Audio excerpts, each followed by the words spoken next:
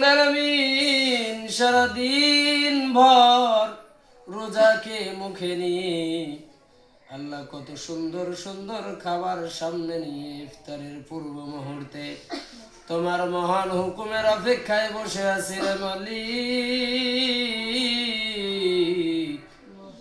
আল্লাহ মেহেরবানি করে আমাদের হায়াতে জিন্দেগির গুনাহগুলো মাফ করে দাও রব্বুল আলামিন।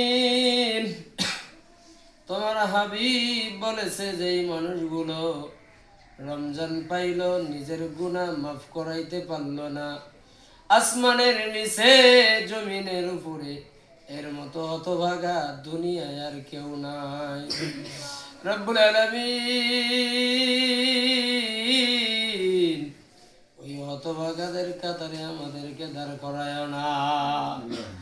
আল্লাহ তাকা দেখো আমরা যারা হাত পেতে দিলাম, রব্বুল আলামিন আমাদের আপনজন দাদা দাদি নানা নানি খালা